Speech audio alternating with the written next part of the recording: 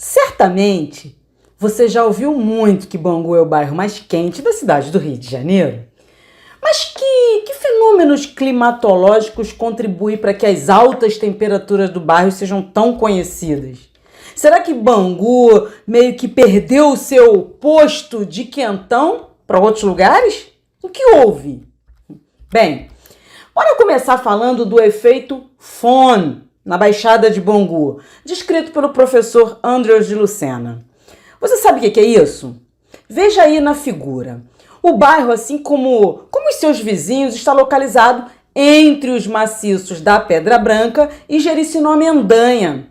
É uma ampla área baixa que sofre os efeitos da falta de ventos mais amenos, oriundos do Oceano Atlântico, lá perto da Barra da Tijuca, dos arredores da Barra da Tijuca.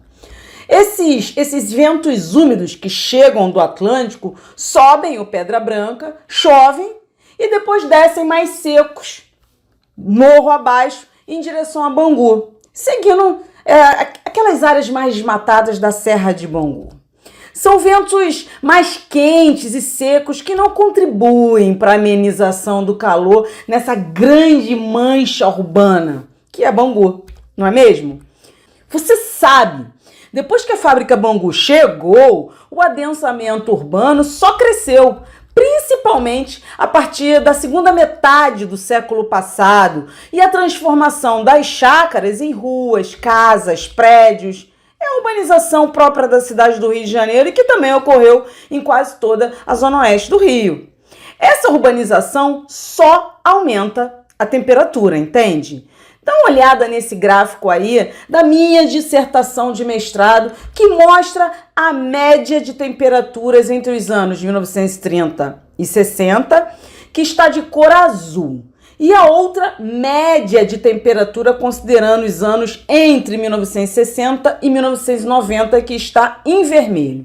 Claramente, houve um acréscimo de temperatura, ou seja, a temperatura média aumentou no bairro de Bangu, considerando desde 1930 até 1990. Então, o que a gente tem? Bangu é quente. Pela sua localização geográfica, tão longe do mar, ladeado por relevos altos e também por ser um dos bairros mais interiorizados da cidade. Há também a ilha de calor promovida pelo adensamento urbano.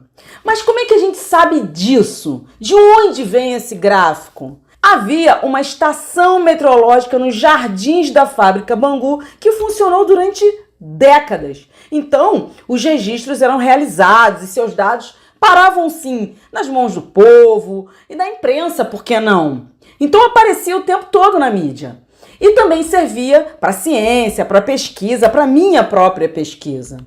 Com o fim da fábrica e as transformações urbanas que deram origem ao Shopping Bangu e esse estacionamento imenso que envolve o shopping, a estação meteorológica foi desativada.